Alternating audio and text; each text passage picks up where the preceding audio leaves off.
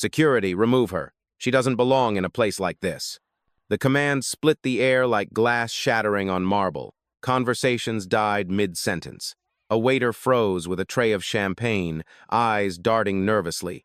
The chandeliers glowed steady, but in the silence, they felt like spotlights exposing every flaw. The voice came from the woman in crimson. Her dress was sharp, short, and cut to demand attention, the silk clinging like a second skin. She radiated the kind of confidence born not of labor, but of being watched, admired, envied. Everyone in the room knew her, the mogul's wife, the jewel on his arm, dazzling and untouchable. Her gaze, however, was fixed on a figure the crowd had barely noticed until now, a woman in orange. The shade wasn't flashy, yet it glowed against her skin with quiet defiance. Her dress was precise, tailored to move without noise, its strength in simplicity. No sparkling necklace screamed for attention, no glitter betrayed her intent.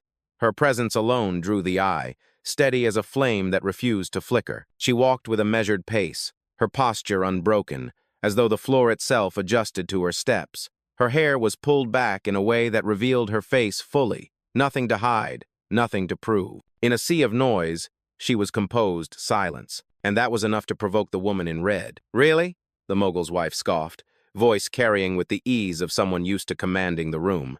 "A skyscraper worth billions, and someone dressed like that dares to walk in?"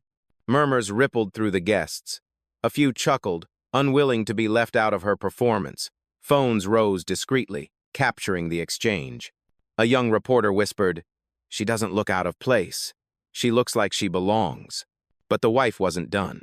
She tilted her glass, savoring the cruelty in her tone. "Orange? How bold. Perhaps fitting, if you were a traffic cone directing cars outside." A small circle of guests stifled their laughter, their smiles sharpened by embarrassment. The insult echoed anyway, bouncing off marble and glass. The woman in orange didn't react. Not a blink, not a breath wasted. Her stillness wasn't submission, it was weight. The kind of gravity that pulled the air tighter, forced people to notice without knowing why. She had heard such words before in classrooms, in boardrooms, at charity dinners. Each time, the same tone, the same dismissal. Tonight, it was dressed in designer silk and served with champagne. But she remained steady, rooted. The silence stretching from her became unbearable. Before we continue, where are you watching from? Drop your city or country in the comments below. And if you believe in dignity and justice, hit like and subscribe. These stories spark change, and we're glad you're here. Now, back to her, the woman in orange. She didn't need to strike back with words. Her composure was the strike, her restraint, the storm building.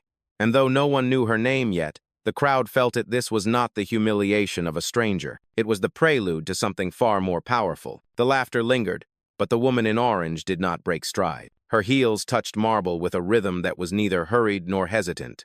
She moved as though she had walked through rooms like this 1,000 times, and yet carried the air of someone who had no interest in being noticed. She had arrived without a parade of assistants, without a stylist fussing at her hem, without the usual orbit of sycophants. No designer logos announced her worth, no jewelry flashed like a billboard of wealth. In a crowd where every guest competed to shimmer, she chose to stand like stone, unpolished, undeniable. Her invitation, still folded neatly in her hand, bore the embossed seal of the tower's developers. It was enough to open any door, but when the mogul's wife sneered, even that seal seemed invisible.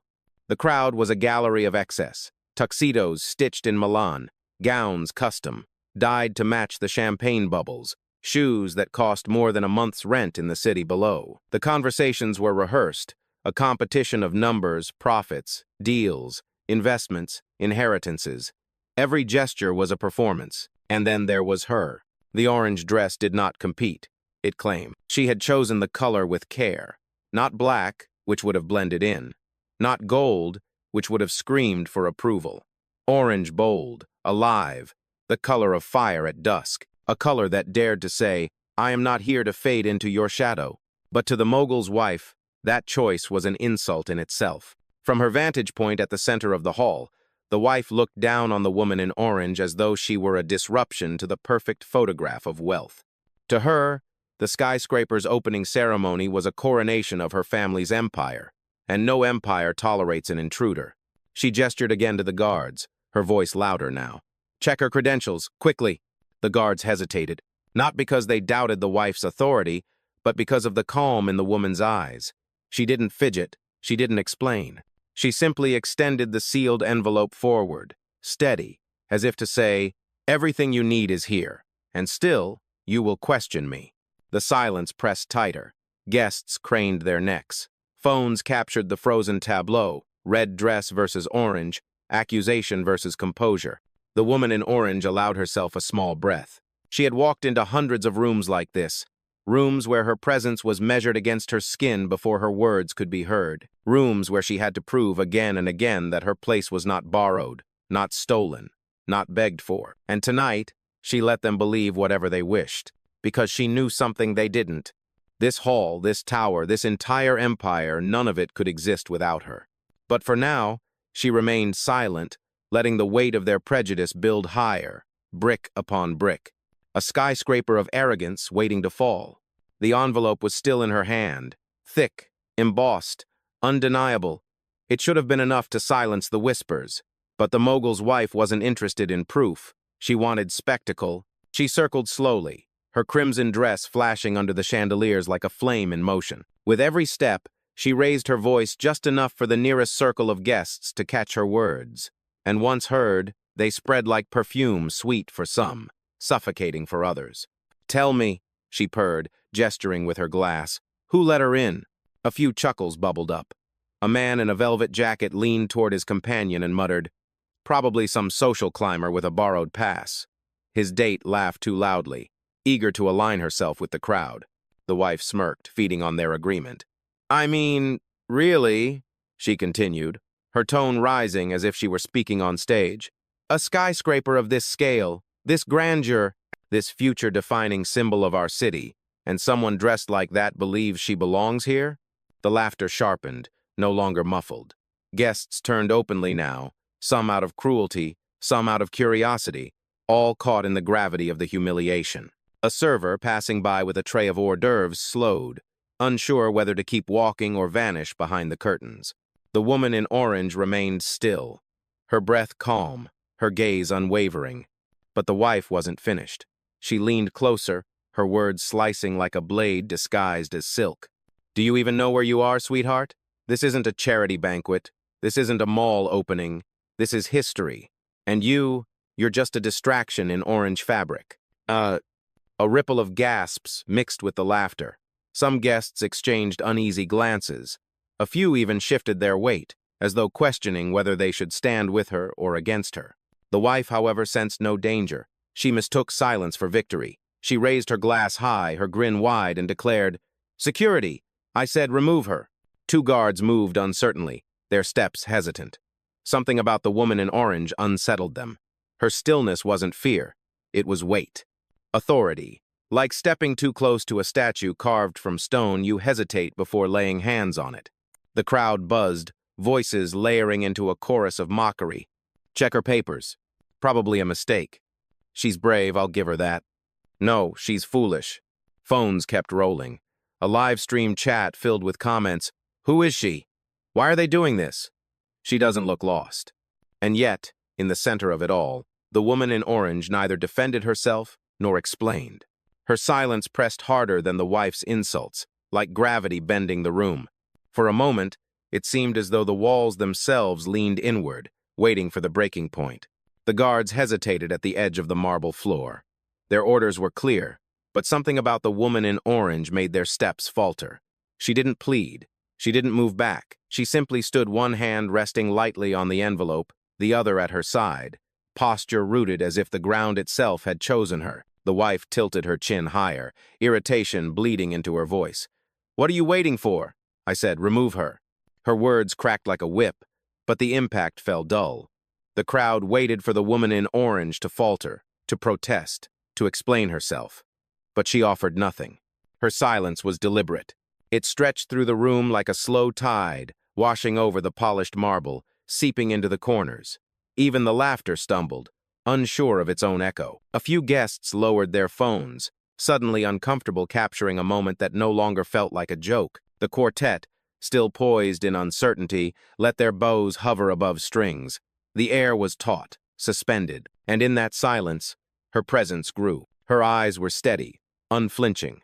They did not rise in defiance nor drop in submission. They simply existed, calm as stone, unyielding as steel. A woman who had been tested too many times to react to yet another trial. She remembered boardrooms where men twice her age told her she was too ambitious.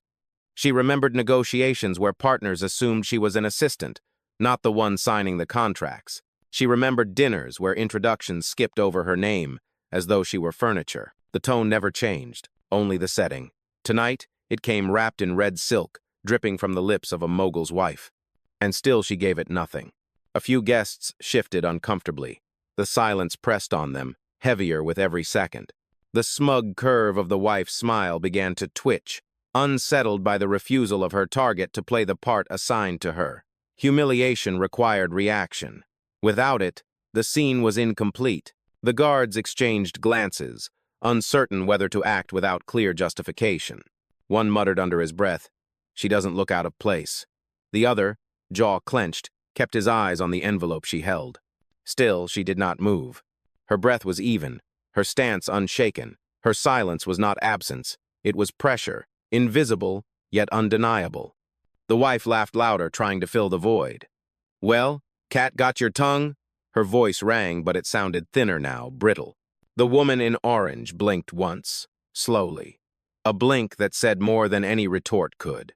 A blink that carried years of practice, absorbing insult, holding ground, letting others expose themselves with their own venom. And the crowd felt it, the power in stillness, the strength in restraint. The humiliation had reversed. It was no longer hers. The silence should have ended the scene. In most rooms, it would have. An insult, a smirk, a target forced to walk away. But here, under the chandelier glow and the watchful spire of the tower itself, silence only magnified the moment. And the cameras caught it. At the edge of the hall, a young reporter clutched his phone tighter, his live stream already running. He hadn't meant to film this. He'd come for wide shots of champagne glasses, speeches, polite interviews with donors. Instead, his lens now captured the red dress, the orange dress, and the storm between them. His audience grew by the second. "Who is she?" flashed across the chat. "Why are they laughing at her? That woman in orange doesn't look scared, she looks powerful." Dozens of emojis flooded the screen, angry faces, fire, raised fists. Another guest, unaware of the live stream, whispered too close to the microphone. "I think she's important. You can't just treat her like that." The comment exploded online. "Even the people there know." The wife, of course, saw none of it. She believed the room belonged to her. She believed humiliation was private theater. But humiliation, once recorded, is no longer private. It becomes evidence. Click. Another camera flash. A photographer from a business magazine leaned in, capturing every angle. Not the gowns, not the speeches, but the frozen clash. The red silk leaning forward, the orange dress standing firm, the guards trapped in hesitation. By the hors d'oeuvre table, two waiters exchanged glances. One muttered, "She hasn't moved. Not once." The other shook his head. "That's not fear. That's something else." Their words, though quiet, joined the hum of the hall, and the hum joined the live stream, and soon the narrative shifted. The wife tried to laugh again, but it rang hollow. She raised her voice higher, desperate to regain control. "This is ridiculous. Do I really have to explain to everyone why she doesn't belong here?" The crowd didn't laugh this time. They hesitated. A pause long enough for the reporter's chat to seize the moment. They're realizing it. Look at the faces in the background. Tables are turning. The woman in orange remained still, but her silence no longer stood alone. It was echoed now, multiplied, carried on the screens of strangers across the city. The power of a room can shift in an instant, sometimes with shouting, sometimes with applause, and sometimes with the simple decision of one person to remain unshaken while the world watches. The mogul's wife didn't yet understand, but everyone else could feel it. Something irreversible had begun. The mogul's wife was not accustomed to resistance. Silence unnerved her. Indifference mocked her more than any retort could. And so, she reached for the one tool guaranteed to reclaim attention, the microphone. She tapped it once. Thump. The sound carried across the marble hall, drawing every eye toward the stage. "Ladies and gentlemen," she began, her tone honeyed but sharp at the edges, "before we proceed with tonight's celebration, it seems we have a situation." The crowd shifted. Glasses clinked nervously, cameras tilted toward her, and toward the woman in orange who still stood, serene, by the center aisle. The wife gestured with a casual flick of her hand. "It appears someone has wandered into our grand opening. An unfortunate mix-up, I'm sure. Security is handling it." A polite laugh ran through the hall, but it was thinner this time, uncertain. Some guests smiled only because they thought they should. The wife leaned in, her smile widening. "You know, I admire the courage it must take to walk into a billion-dollar tower dressed as though you were headed to, what shall we say, a neighborhood brunch." Her voice rang out, magnified, impossible to ignore. The insult echoed against the glass walls, bounced from marble to marble, and landed squarely on the woman in orange. The crowd stirred. Some gasped, some smirked, some whispered. The young reporter's live-stream chat exploded. "She said that into the mic? This is public humiliation." Orange Lady isn't even flinching.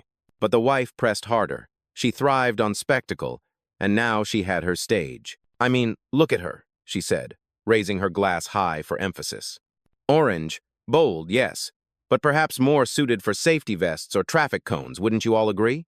This time, the laughter wasn't nervous. It was sharp. It cut. A ripple of chuckles spread across the hall, bouncing like a cruel wave, fed by those too afraid to stand apart. The woman in orange remained motionless. Her stillness was no longer just silence. It was defiance carved in stone. She met no one's gaze, yet she seemed to see everything, the smirks, the pity, the unease. The guards froze mid-step, unwilling to touch her without orders more direct. The weight of the moment pressed against their shoulders. The wife, sensing their hesitation, sneered into the microphone. "What are you waiting for? Escort her out, quickly, before she embarrasses herself further." But embarrassment did not belong to the woman in orange. Not anymore.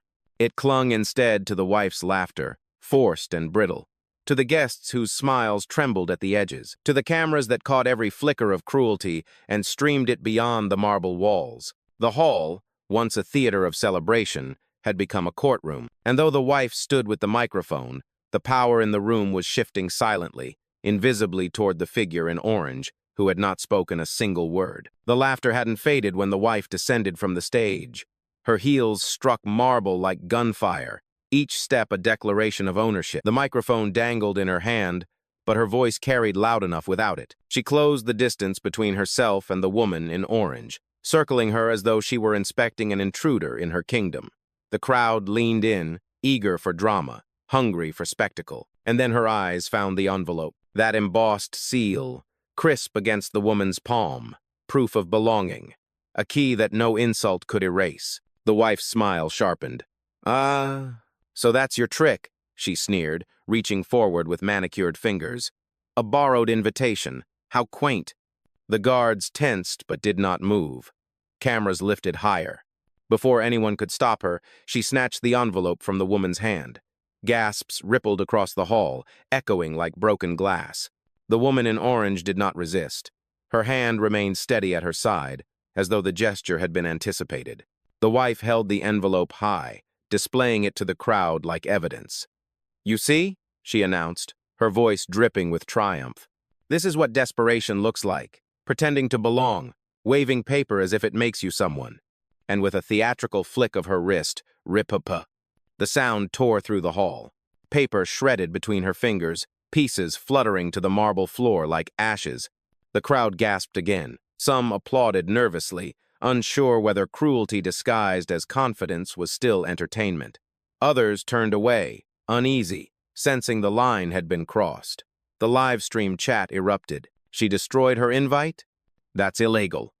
Orange Lady hasn't even blinked. The woman in orange remained still. Her eyes lowered briefly to the scraps at her feet, then lifted again, calm, unbroken. The silence around her thickened, heavier than the insult itself. The wife laughed, high and brittle, basking in her own audacity. "There," she said, tossing the last fragment to the ground. "Problem solved. Now security. Remove her before she embarrasses us all further." but no one moved. The guards shifted uncomfortably. Guests fidgeted with their glasses. The reporter's camera zoomed in, capturing every fluttering scrap of paper on the polished marble. The woman in orange stood as though rooted in stone, unshaken by the violence of paper and pride. Her silence no longer felt like endurance. It felt like judgment. The wife, still grinning, failed to see what the others now sensed. This was no longer humiliation. It was the prelude to reckoning. The scraps of paper still drifted on the marble floor when a new sound cut through the silence. Enough. It wasn't loud. It wasn't shouted. But it carried clear, steady, and impossible to ignore. The crowd turned. A man in a tailored gray suit stepped forward, his press badge glinting under the chandeliers. Young, not yet seasoned by cynicism, his face was flushed with conviction. He had been holding his camera low, recording everything, but now his voice was louder than his lens. "She had an invitation," he said firmly. "We all saw it. You tore it up. That doesn't erase the truth." Murmurs rippled. A few guests shifted, embarrassed, caught between complicity and conscience. The mogul's wife froze mid-laugh, her smile stiffening. "Excuse me?" she hissed, the microphone still in her hand. "Who do you think you are?" The reporter didn't retreat. His camera now rose to chest level, recording openly. "I'm someone who believes evidence matters, and I have it on tape." The crowd stirred, phones tilted higher. Suddenly, the balance wavered. This was no longer private theater, it was testimony. Another voice chimed in, hesitant but brave, an older woman in a navy gown, pearls glinting faintly at her throat. "He's right. I saw the seal myself. That envelope was genuine." Gasps swept the hall. A ripple of discomfort spread through those who had laughed moments before. The wife's face tightened, a flash of panic sparking behind her eyes before she masked it with scorn. "Please," she sneered, "do not lecture me about what belongs in my husband's tower. But the silence that followed wasn't agreement. It was fracture. Some guests looked at their shoes. Others glanced at the woman in orange, their expressions shifting curiosity, replacing mockery, unease replacing amusement. The live stream chat surged. Finally, someone spoke up. "That reporter is a hero." Red dress lady looks nervous now. The woman in orange hadn't moved. Her stillness had summoned the first voice. Her composure had given others permission to speak. And now, the wife's stage was cracking beneath her heels. The reporter held her gaze, unwavering. "You tried to erase her presence with paper, but you can't erase the truth, and now the world is watching." The words landed harder than any insult she had thrown. For the first time that night, the wife faltered, her laughter gone, her grip on the microphone tightening as though it might slip. The woman in orange remained silent, but the silence no longer stood alone. It was joined now by witnesses, by cameras, by a rising tide of doubt, and in that hall of marble and glass, the balance shifted. One voice had broken the spell. The hall was restless now. The spell of laughter had cracked. The stage no longer belonged to the wife in red. Eyes that once followed her gestures now turned, slowly, inevitably, toward the woman in orange. And at last, she moved, not hurried, not defensive, simply deliberate. She bent down, fingers brushing the marble where fragments of her envelope lay scattered. She gathered one piece, folded it gently, and set it on the nearest cocktail table as though it were evidence not of loss, but of disrespect. Then she straightened, her gaze sweeping once across the room, calm, steady. Her silence broke, not with volume, but with weight. "You tore paper," she said softly, her voice resonant in the stunned quiet. "But you cannot tear ownership." The words hung heavy. The mogul's wife blinked, startled. "Excuse me?" The woman in orange took one step forward. Her heels clicked against marble, a sound sharper than the microphone's static. "This tower you celebrate tonight," she continued, "is built on funding, on signatures, on partnerships." Murmurs swelled. Guests leaned closer, her eyes fixed on the wife, unwavering. "And some of us did not borrow invitations to enter this hall. Some of us signed the checks that made it possible to exist." Gasps erupted. The live stream chat went wild. "Wait, what?" "She's a backer? Orange lady is the money." The wife's face drained of color. Her mouth opened, closed, then twisted into disbelief. What are you implying?" The woman in orange did not raise her voice. She didn't need to. "I am not here to watch your tower rise," she said. "I am one of the reasons it stands at all." A murmur rolled through the crowd, heavier this time. Some clutched their glasses tighter. Others whispered names, numbers, connections. The young reporter's lens caught every flicker of shock, every jaw tightening in recognition. The woman in orange let the silence reclaim the hall. Then, with precision, she delivered the final stone. You wanted me removed, but without me, there is no opening ceremony. Without me, there is no tower. The room froze. The wife staggered half a step back, her hand still clutching the microphone as though it might anchor her. But no sound came. Her laughter was gone, her stage shattered. The woman in orange lowered her gaze briefly, then looked out at the guests, not as a stranger, not as an intruder, but as a sovereign surveying what she already owned. For the first time that night, the hall recognized her. Not the dress, not the silence, her. And recognition carried more power than any microphone. For a moment, the words hung suspended in the air, too heavy for the room to process. Without me, there is no tower. Then the silence cracked. Gasps rippled through the hall like aftershocks. Guests who had been laughing minutes earlier now pressed closer, whispering furiously into each other's ears. Names were spoken, numbers, rumors of billion-dollar funds, of international partnerships, of unseen backers who had made this skyscraper possible. And now one of them was standing before them. Phones tilted higher. Cameras zoomed closer. The young reporter's live stream surged, his chat scrolling so fast it blurred. She funded the tower? This is bigger than we thought. Orange Queen just flipped the script. The wife looked shook. The wife was shaken. Her crimson smile faltered, the microphone trembling slightly in her hand. She tried to laugh, but the sound scraped thin. What nonsense is this? She stammered, her eyes darting toward the guards, toward the crowd, anywhere but at the woman in orange. But the crowd was no longer with her. The older woman in pearls spoke again, louder this time. I told you, that invitation was real. She belongs here. Another voice joined from the back, a man in a navy suit with silver at his temples. More than belongs, he said. If she's telling the truth, and I suspect she is, then half of us owe tonight's champagne to her name. The murmurs swelled into a current, turning against the wife in red. Faces shifted from amusement to shame, from complicity to awe.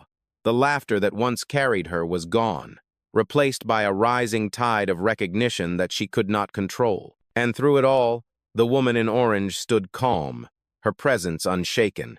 She did not smile, did not gloat. She simply allowed the truth to speak for her. The live stream chat exploded again.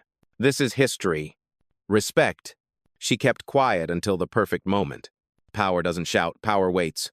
The guards, who had hovered uncertainly for so long, now stepped back, their eyes lowered. They had no orders they could justify anymore. To touch her would be to touch the tower itself. The wife's composure cracked further. You think this changes anything? She sputtered, her voice straining. This is my husband's project, his empire, not yours. But even as she spoke, she heard the whispers she couldn't silence. Funding, ownership, equity stakes, signatures. The empire she invoked no longer felt like hers. It felt like it belonged to the woman she had tried to erase. The wife's laughter died in her throat. The cameras stayed fixed on her trembling hand, the microphone shaking slightly, as though even the steel frame could sense the shift. And in the center of the marble hall, the woman in orange remained unshaken, the still point around which the entire room had turned. The hall was no longer hers. Not the wife in red, not the crowd, not even the mogul whose name glittered on the invitations. It belonged now to the woman in orange. She let the silence hold a moment longer, every camera fixed, every whisper caught in its own echo. Then, with a calmness that felt almost impossible, she reached into her clutch. A single leather folder emerged, understated, sleek, the kind of object most guests would have overlooked. But as she opened it, sliding one document free, the air in the room tightened again. She held it gently, as though it weighed nothing, and yet everyone could feel its gravity. This, she said, her voice low but carrying, is the transfer authorization. As of tonight, $8.3 billion will no longer support this tower. Gasps detonated. Glasses clinked against marble as hands trembled. The wife staggered a step back. You can't. But the woman in orange continued, unshaken. 8.3 billion. My funding, my equity, my signature. Withdrawn. The live stream chat erupted like fireworks. 8.3B? She owns the tower? Red dress lady just lost everything. Habeltan. She lowered the paper slowly, deliberately. Without that money, this skyscraper is not an empire. It is a shell of steel and glass. And without me, your celebration ends here. The crowd broke into chaos, some gasping, some applauding, some frozen in disbelief. A banker near the stage pressed his hand to his forehead, whispering, "She's pulling the lifeline." Another guest muttered, 8 billion, gone. And still, she stood steady, her gaze lifted, sweeping across the room, landing last on the mogul's wife. "You thought you could erase me with laughter, with paper, with arrogance." Her tone sharpened, precise as a blade. "But I do not ask to belong. I decide what belongs." The wife's face drained, her hand trembling around the useless microphone. For the first time all night, she had nothing to say. The woman in orange closed the folder, tucking it back into her clutch with finality. "As of this moment, the tower returns to me. My investment, my name, my decision." The crowd gasped once more, a wave of awe this time, not cruelty. The live stream chat flooded with fire emojis, crowns, raised fists, and in the silence that followed, it was no longer the mogul's wife who stood at the center of attention. It was the woman she had mocked, belittled, dismissed. The black CEO, her presence filled the hall, undeniable, unshakable. The skyscraper above them no longer gleamed as the mogul's triumph. It gleamed as her reclamation. The reckoning was complete. The hall had collapsed into a storm of whispers. Deals unraveled mid-sentence. Glasses sat untouched. Guests scrolled their phones in disbelief as headlines spread faster than the champagne had been poured. But at the center of it all, she was still. The woman in orange did not celebrate, did not gloat. She closed her clutch, placed one hand lightly against her hip, and turned toward the grand staircase. Every eye followed. The guards who had once been ordered to remove her now stepped aside, their heads bowed in quiet acknowledgement. The photographer lowered his camera, realizing the story had already told itself. Even the quartet, who had not played a single note since the first insult, watched her as though waiting for a cue. The mogul's wife stood frozen, microphone slack in her hand, her red dress suddenly less like fire and more like ashes. The smile that had begun the evening was gone. What remained was silence, the same silence she had mocked, now turned against her. The woman in orange walked slowly, each step measured, unhurried.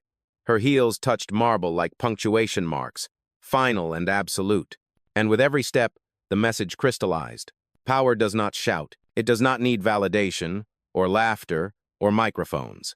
Real power waits, observes, endures, and when the moment comes, it speaks once, and the world rearranges itself around that truth. The live stream chat was still exploding. Orange Queen. This is what dignity looks like. Justice without a single scream. I'll never forget this. At the doorway, she paused. The chandelier light caught the orange fabric, and for a moment it looked like flame steady, alive, unextinguishable. She turned her head slightly, just enough for the crowd to see her profile. Not a smile, not a glare, only calm recognition. Then she stepped through the doors into the night air, leaving the hall in stunned silence. Behind her, the skyscraper loomed, its glass edges cutting into the sky, but it no longer belonged to the mogul's empire. It belonged to her, the woman they had tried to erase, the one who had chosen dignity over spectacle, composure over chaos. Justice had not shouted. It had simply walked out the door in an orange dress, and the world would remember.